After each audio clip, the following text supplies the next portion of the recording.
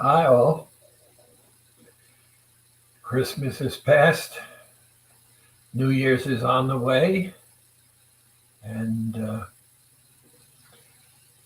let's look forward to 22.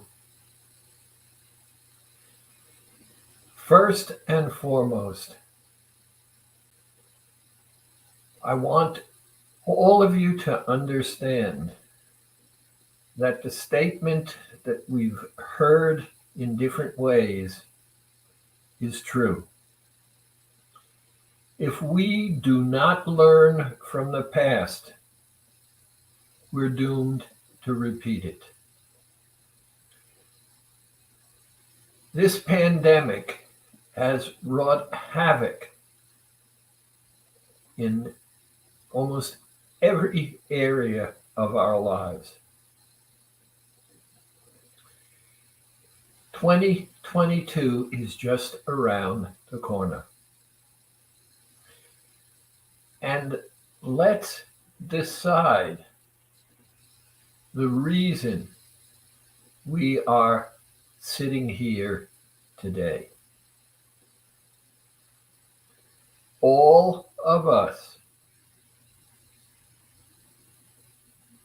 have a concern about our weight.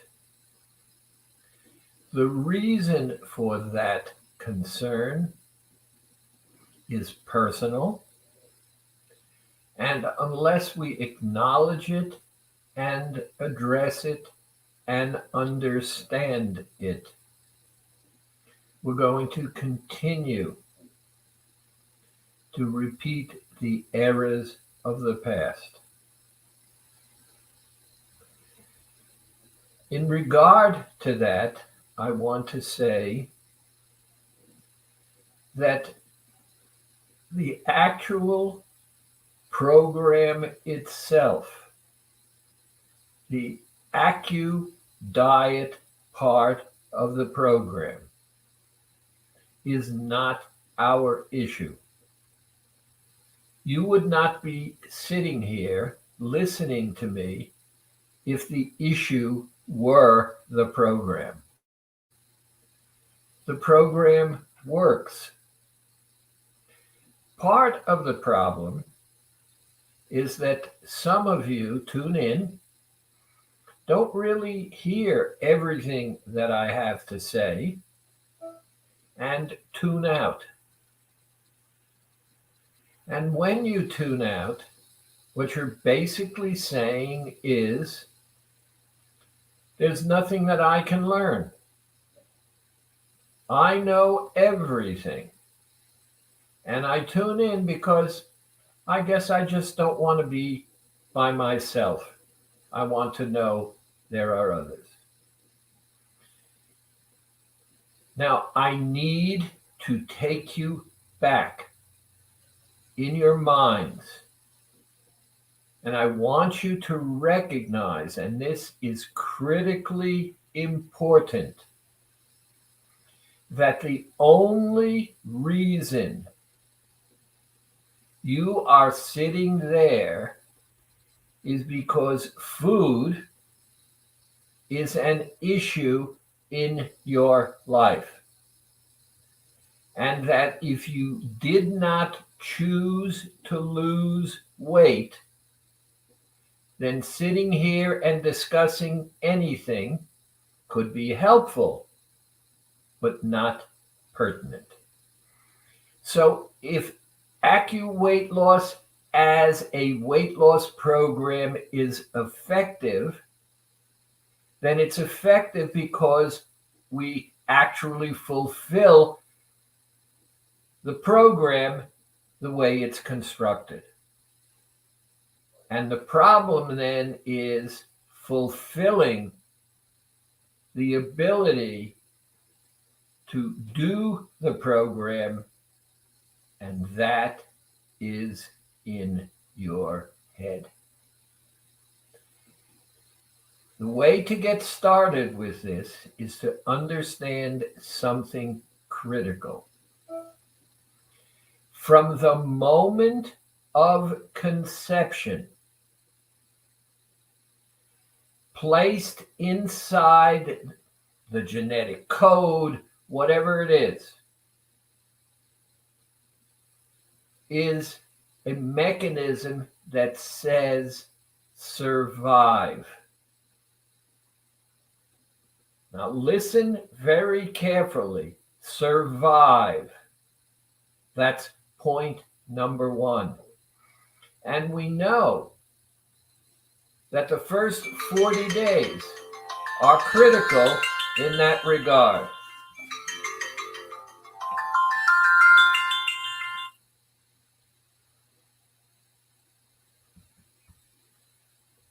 Now,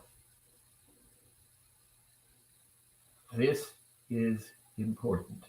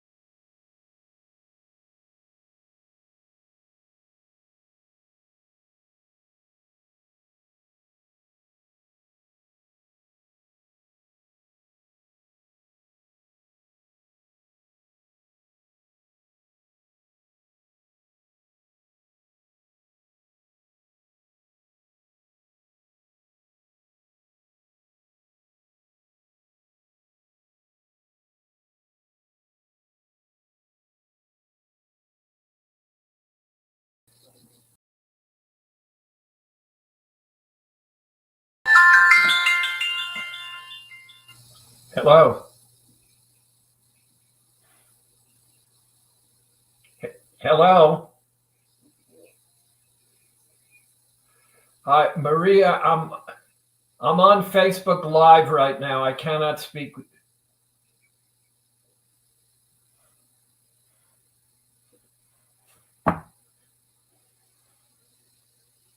That was one of the people who is on the program at this point in time, and I will be speaking to her after we get off. Now, let's go back. Imprinted in all of us from the moment of conception is the need to survive. We then spend time in the womb totally being taken care of. There is nothing we do for ourselves. So the need for survival does not have the great importance because we are growing, we are becoming, but we have no needs. Our needs are being met by the mother in whom we are living.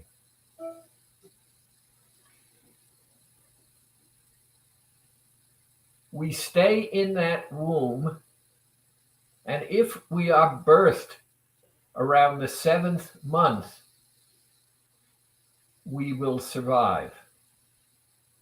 But we stay inside that womb to get bigger and stronger.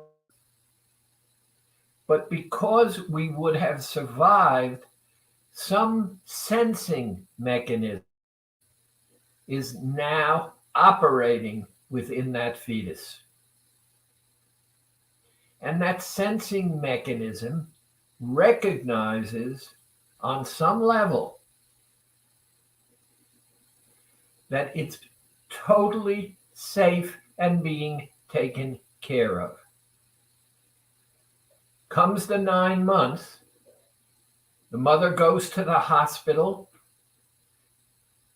out comes this baby, and two things happen.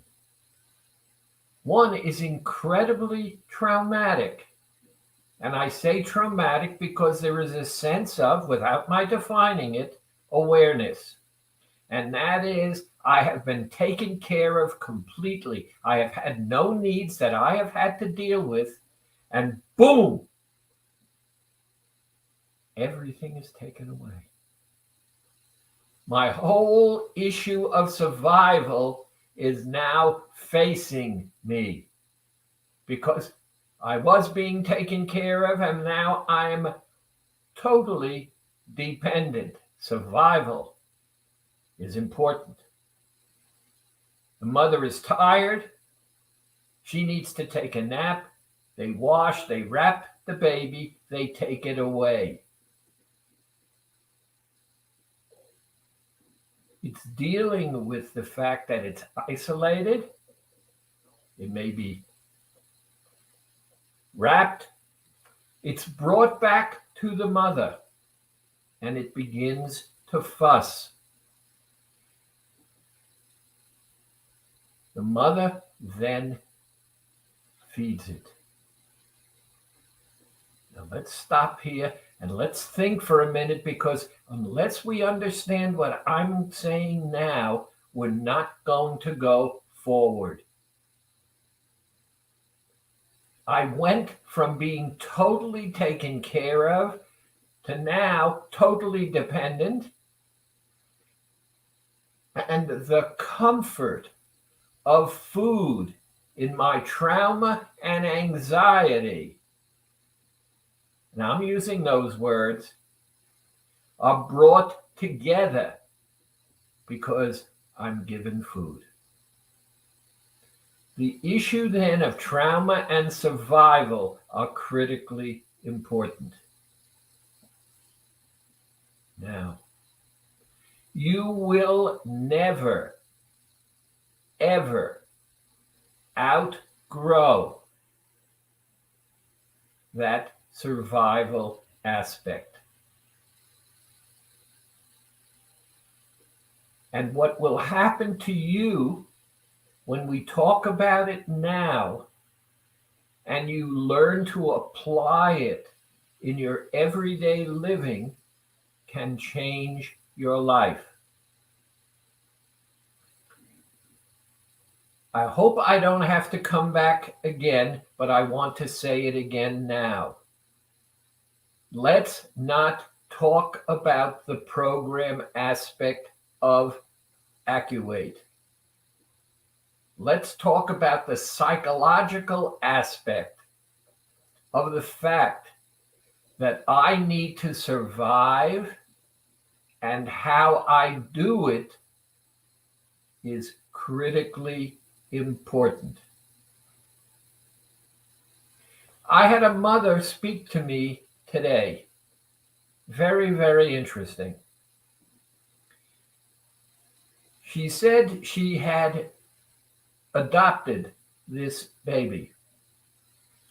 And she said she learned very early on, the baby was a few months old, that the baby had not been taken care of and that food was an issue.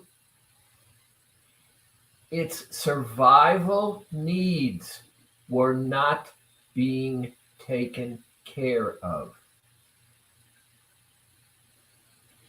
And it learned immediately, when brought into this woman's care, that it screamed and its needs were met, because the screaming said, I want, and the screaming was the control that the infant was using to get its needs met. I also told you about my granddaughter when she was 10 months old. And my daughter left her in my charge, and I was not particularly well versed in that, and said, "Dad, she's asleep. Here's how you fix the bottle. She's going to get up. She's going to be ravenous. Fix the bottle, put it in her mouth." Sure enough, my daughter leaves. My granddaughter awakens. She starts screaming, and she refuses to take the bottle. I don't know what to do. I'm beside myself. I'm trying everything that I can think of. The infant is crying and inconsolable. I'm beyond myself when I notice a chocolate chip cookie on the counter. Don't ask me why. I have no idea. I was desperate. I took a teeny tiny piece of that chocolate chip cookie and I put it in the mouth of my granddaughter. She did something with it. It was teeny tiny. But for 15 seconds, she was quiet. And then I tried the bottle. She started screaming again. I took another tiny little piece of chocolate chip cookie. And again, there was calm. Something was going on inside the head of my granddaughter. She didn't know what a chocolate chip cookie was. She didn't know what taste was. She didn't know anything. But it got her attention. And it gave her something. It met some kind of need. I don't know. I don't understand. My daughter walked in a few minutes later. My granddaughter had polished off the whole chocolate chip cookie. My daughter was furious, saying to me, "Dad, she's now got a picture of chocolate chip cookies in her head, and I'm going to have to deal with it for the rest of her life." And I heard her. My granddaughter had a picture, whatever that means, of a chocolate chip cookie meeting her needs. And that's what we need to deal with. All of us want to survive. All of us need to survive. And we develop these pictures in our head. And it's these pictures that direct us in our behavior. So unless I can get you to focus on your personal psychology, survival, meet your survival, get your needs met. Get your needs met. How many of you who have children, grandchildren, nephews, and nieces recognize that children use crying to control? It gets attention, it gets needs met, but in the process, pictures are being formed, whatever that means. I don't know how to describe it in any other way. Pictures are being formed inside our heads. And we use those pictures as wants. That's what drives us. Survival and getting our needs met. Now, there's another piece.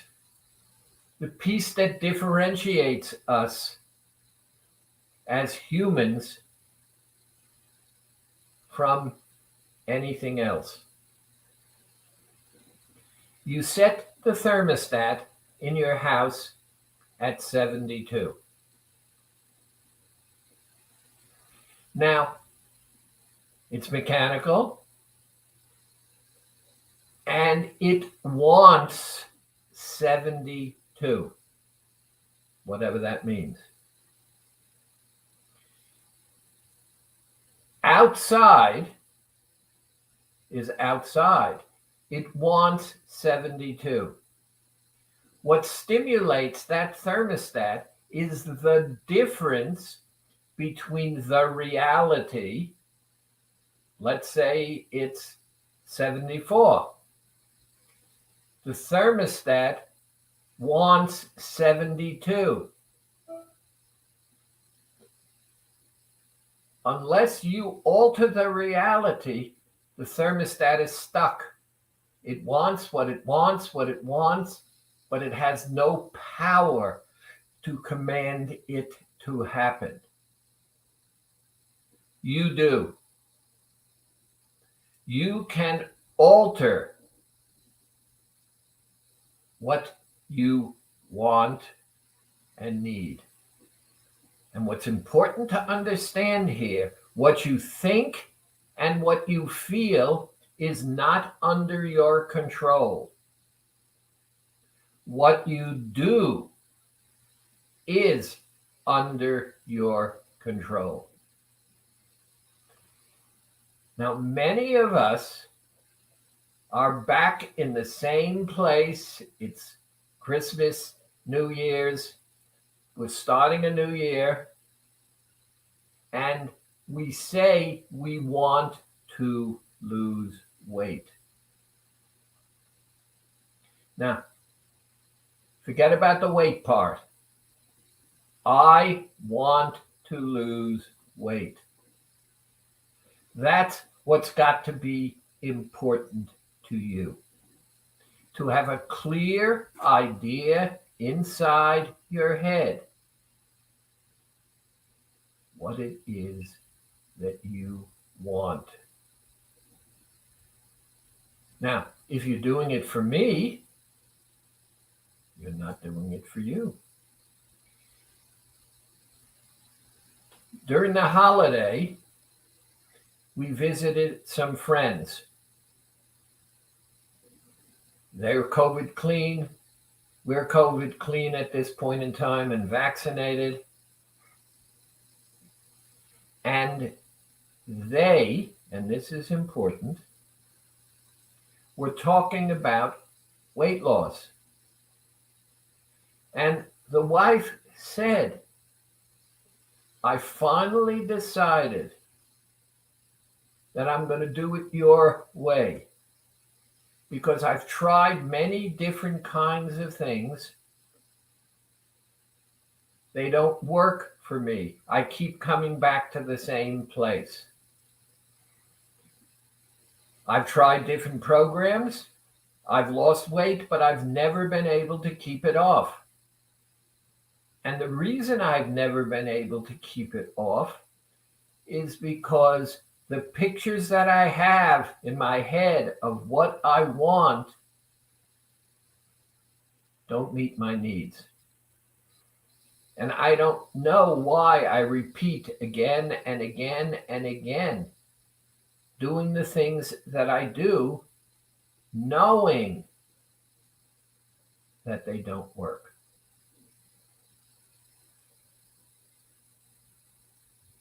Now, I also told you the story with my children driving in the car, seeing a child coming toward us in our development, suddenly falling off his bicycle, stopping. We were approaching, got back on his bicycle, rode back to his driveway, and I turned to my children and said, I'll bet you he's going to run into the house and start yelling and screaming. He could not control his thoughts and his feelings. He could control his behavior. And because in his thoughts and his feelings, his needs of attention, of whatever it is, were not being met. So he controlled his behavior to get what he wanted.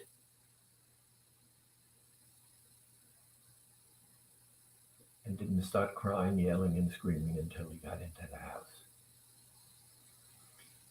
We do these kinds of things over and over and over again. And as long as we are not clear about what we really want, what's motivating us over and above survival, because that's always there. Everything we do is in order to survive. Some are more effective than others. Now,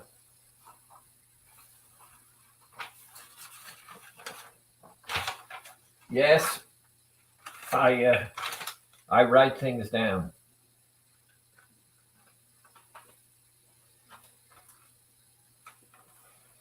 Now, another story. Years ago, a young man came into my office. He had been referred to me by the emergency room doctor in a nearby hospital. He had gone into the hospital because he said he could not breathe. They did all kinds of tests. All the tests were negative. The doctor, whom I had known socially, thought of me and referred the young man to me. He came in, he sat down, he explained to me he just came from the emergency room. They had done all the tests were normal, but he was having fear and anxiety that he couldn't breathe.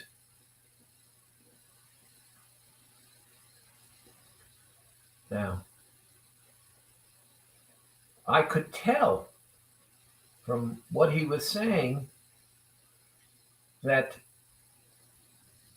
he was sad, he was depressed. I'm not sure exactly what it is, but my gut was telling me. And I started to ask him questions, very simple questions. What do you do? Where do you live? What kinds of things? And one of the things that I discovered very, very quickly is that he was a loner. He didn't have much going on in his life. And the more I got him to talk, the more I got him to express, the calmer and more relaxed he became. I pointed out to him that in the 5-10 minutes that we were just speaking, his whole demeanor had changed. Now, what the pictures were in his head, I have no idea. But the one thing you and I both know, because it's obvious, is when he could not breathe, in quotes, he was getting attention. People were facing him, focusing on him, thinking about him. And so whatever the picture was in his head, he had learned somehow on an unconscious level. And he would behave in that manner when he was feeling most lonely, most depressed, etc. Now, you and I have to look at something else. We have talked over and over and over again about being in control as opposed to being out of control. And I'm sorry, my mind sometimes wanders, and I just thought, why are you in a movie but on television? And these kinds of things pop into my head sometimes, and I have the opportunity right now to express it. Now, when you are in control, you feel safe. You're comfortable. When you're out of control, anxiety and fear. Let me give you an example. It's a red light. What do? The answer, I stop. And why do you stop? I stop because I've learned that when the light is red, you should stop. Well, why should you stop at a red light? The answer is survival. You know, if you continually go through a red light, you risk not surviving. So all of our behaviors are put in place in order to maintain, retain, regain control.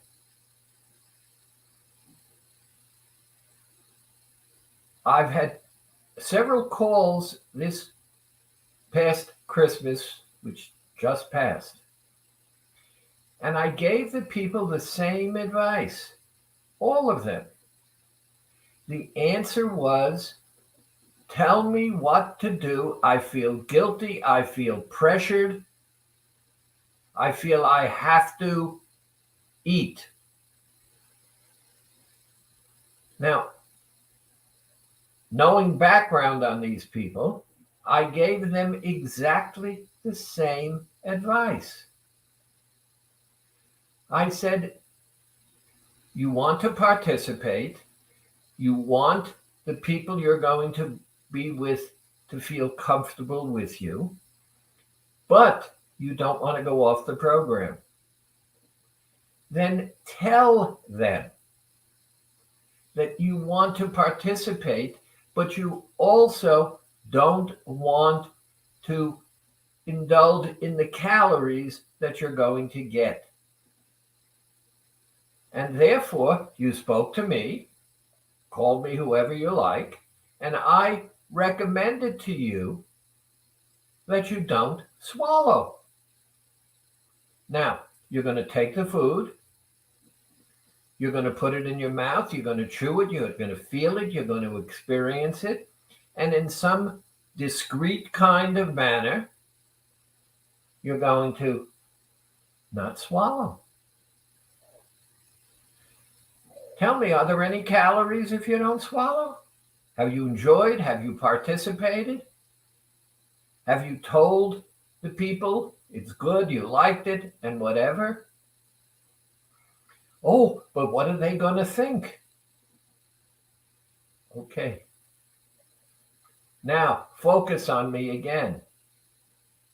Why is it what they think is more important than what you do? Who are you doing it for? Why are you doing it? What is their motivation? What are they thinking? And let's look at that also. I have an opinion and you have an opinion. Now, we both have opinions. My opinion is different than your opinion. Now we have a problem. I don't know where you got your opinion. I know where I got my opinion. But knowing that my opinion is different than yours, I'm telling you, in my head, I'm right and you're wrong. Now we can't have a conversation because all I must do is get you to recognize that you're wrong and I'm right. One of the biggest problems is we never understand the reality unless there's something that intervenes and gives us clarification. Unless we decide that we're going to create an atmosphere that says, I am the most important person in my life. I live with me 24 hours a day, 7 days a week. I need to survive. And if I get up in the morning with a person that I'm not happy with, then I'm living with someone 24 hours a day, 7 days a week that I can never escape. I'm trapped. And I'm trapped if, and this is what's critical, I don't understand the pictures in my mind that don't get me what I want. I'll give you a simple example. I have tickets to go to a play, and I have been looking forward to going to this play and its opening night. And now something has come up in the world and interferes with my going to the play. How do I feel? I feel sad. I feel disappointed. I feel angry. I think, why does this happen to me? And I go through this whole kind of thing. I can't control what I think. I can't control what I feel. And I recognize I can only control what I do. Now, look at all the options that I have. I can get on the phone and complain. And how many of you know complainers? They complain and they complain and they complain and they complain. And tell me, how often has a complaint changed anything? Did it get you attention? Oh, yeah. Did people sympathize with you? Okay, yeah. Did complaining change anything? No. But you got something from that complaining, which allowed you to believe you got past it. What I could also do is recognize circumstances were such, I made a choice. I had to meet these other needs as opposed to going there. And that if I planned to do something else, like go at a later date, etc., I wouldn't have satisfied my immediate needs, but I would be looking forward to the fact that I had taken control, that I cared about me, that I was going to be meeting my needs in a different way, but also in a way that did not minimize or sabotage who I am.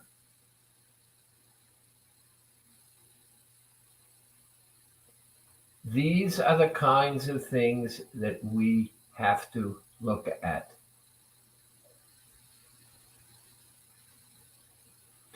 These are very important. And here's what I want you to do for 2022. First and foremost,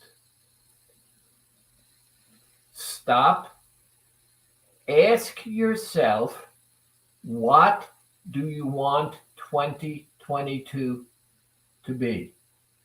Why do you want to lose weight?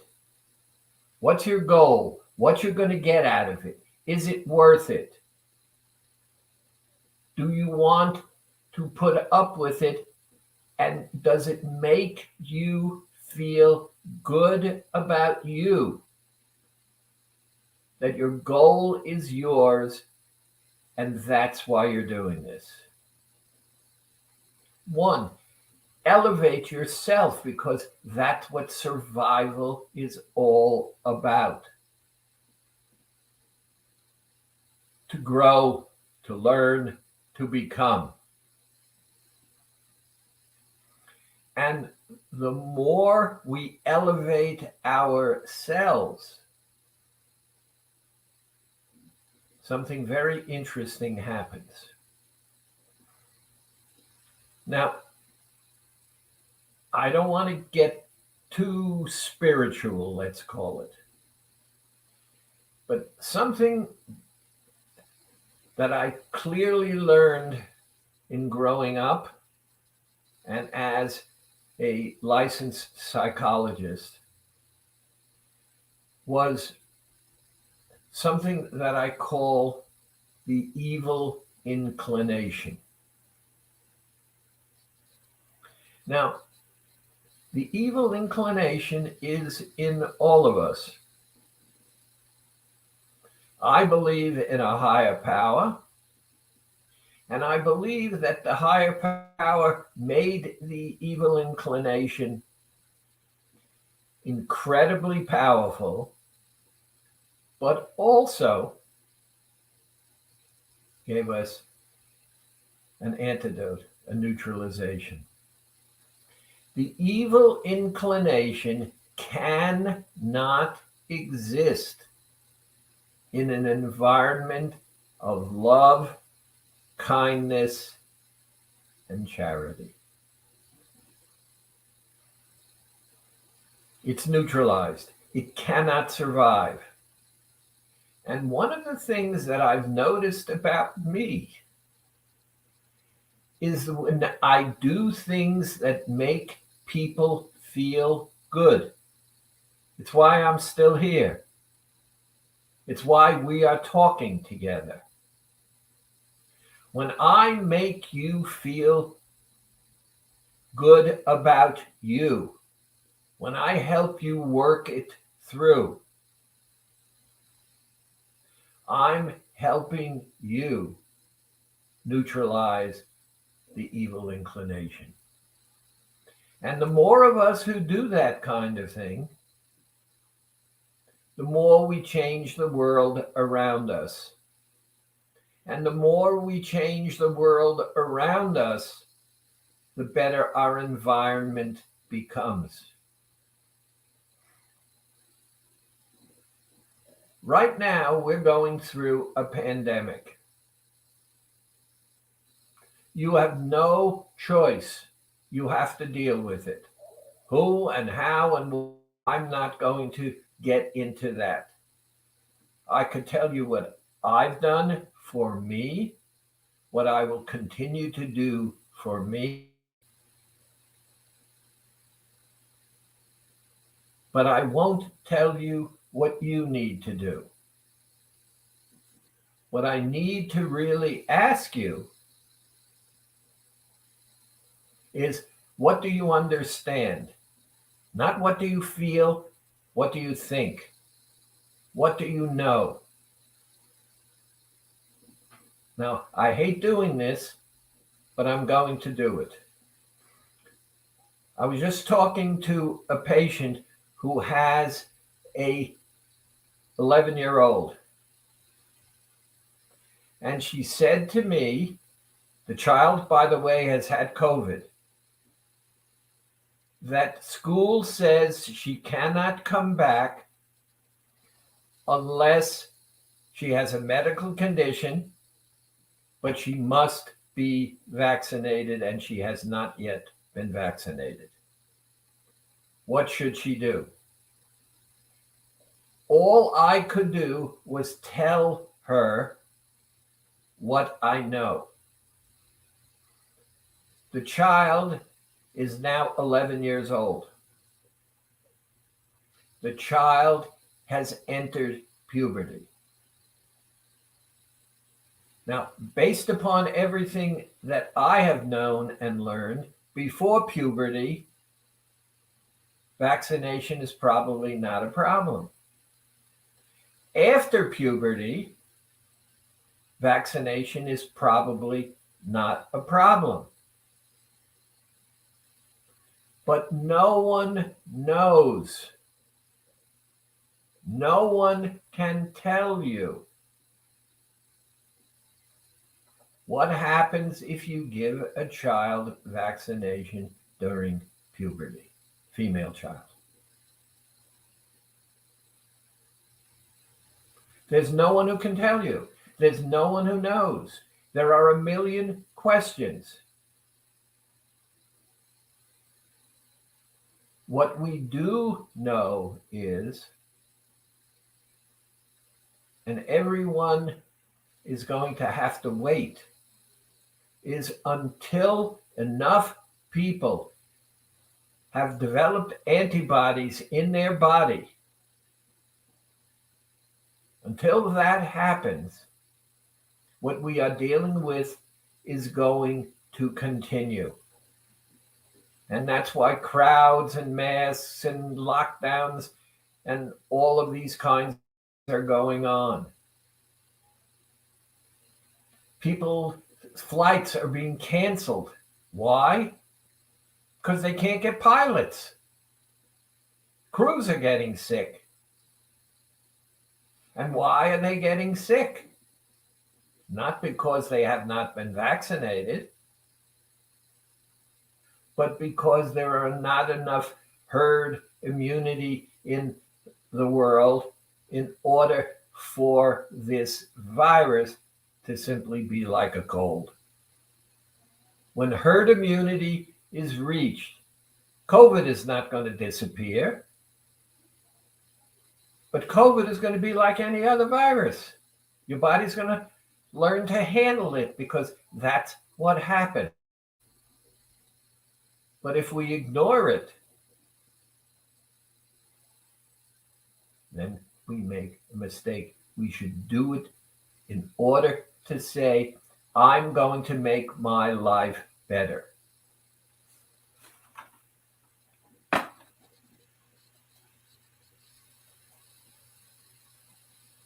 Now, there are 3 questions that I've set up for today.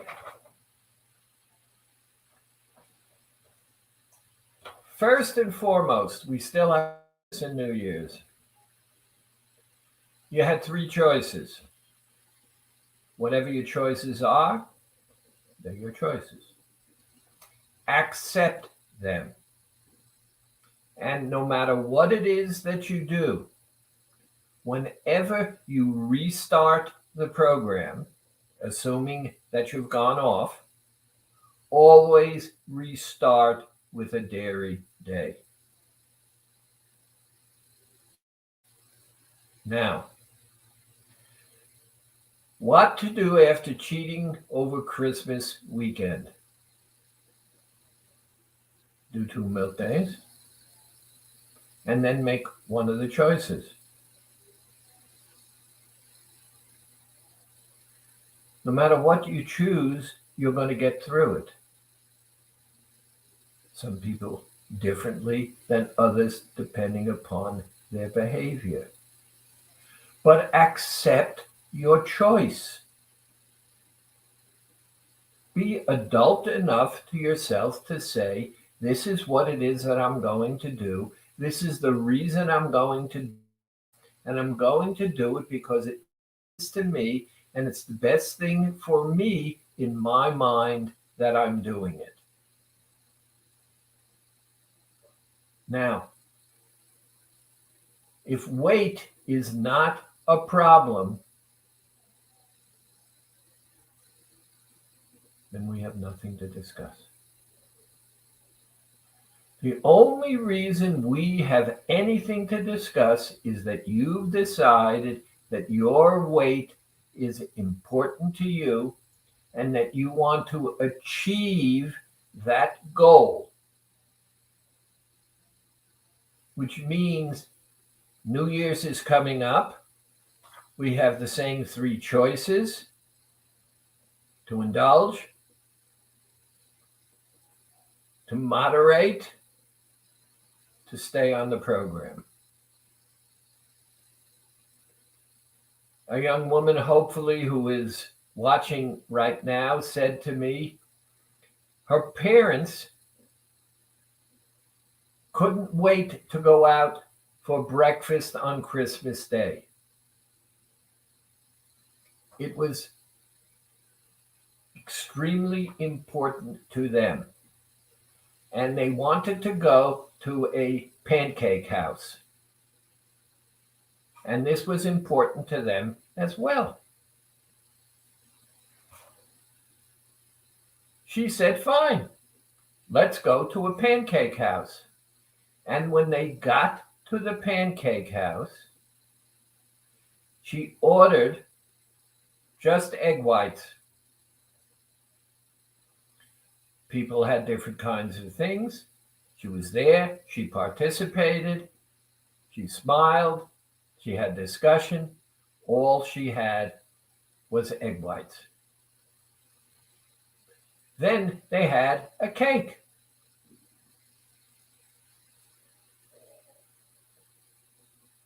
She took a piece of cake.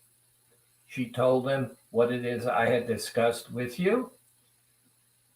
She had some cake, discreetly did not swallow, smiled, took pictures with the cake, but because she had informed everyone of her behavior in advance, no one was disappointed.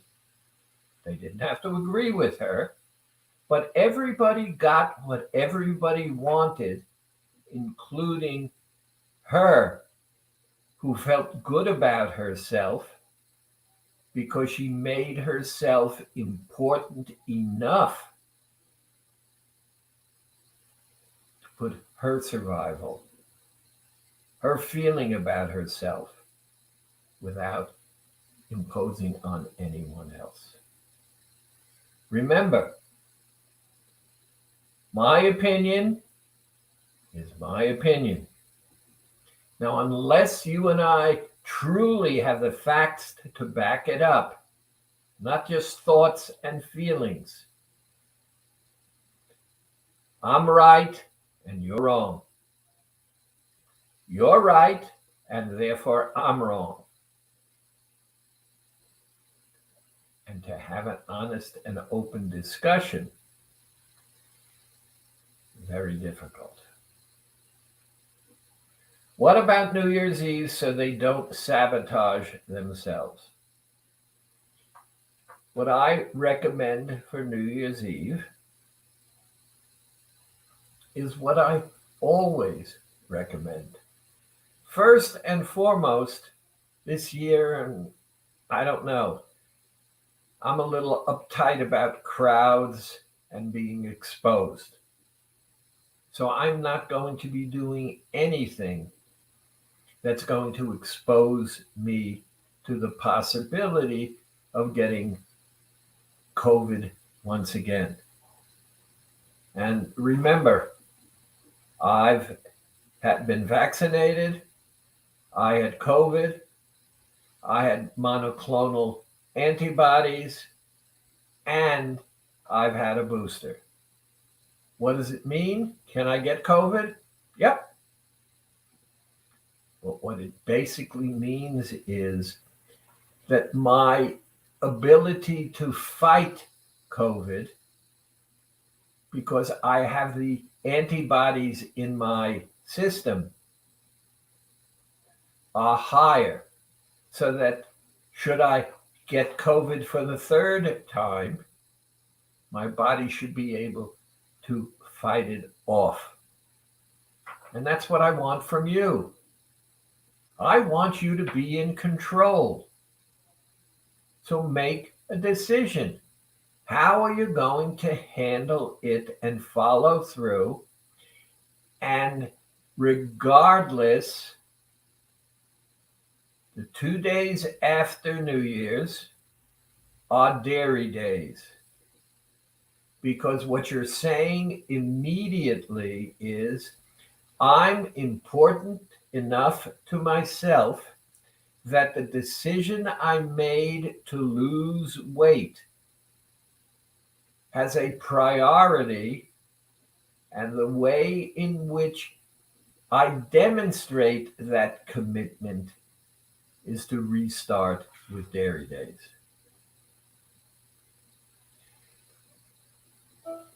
Now, last thing. Should you restart on Sunday or restart on Monday?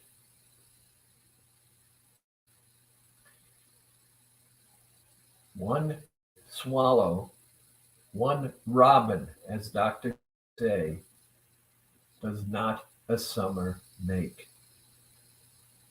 Whatever decision you make it because you're doing it for yourself, feel in control, and that you're meeting your own survival needs. The more you make yourself a priority, the better life is going to become.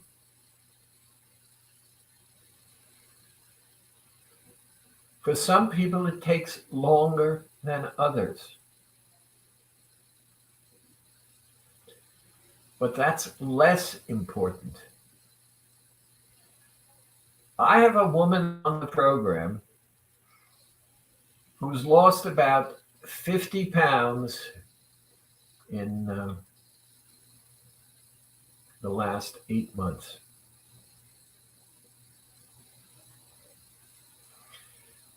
Sometimes she only loses 1 pound a week.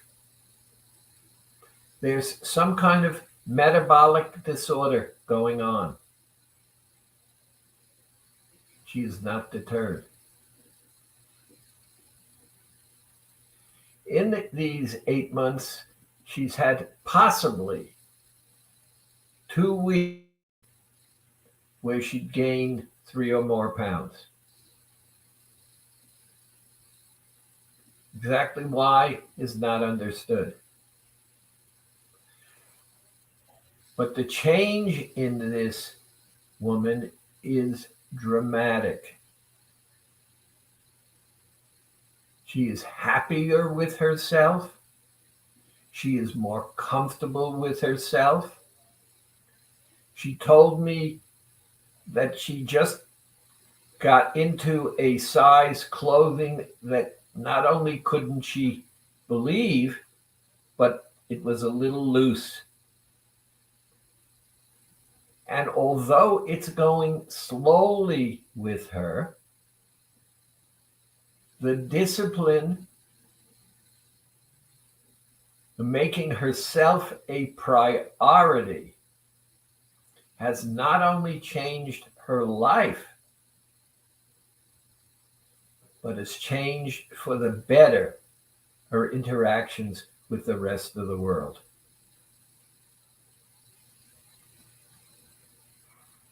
we need to talk more about how do you make yourself a priority? How do you deal with the pictures and images? How do you meet your needs? What historical events in your life? There's much to know. There's much to learn. Make yourself important enough to recognize that when you change your environment, the way you think about it, the way you deal with it, the way you understand it, the way you learn from it, we not only are going to achieve our goals, but we will not any longer be prisoners to the past. I want to thank you for tuning in, and I'll talk to you soon.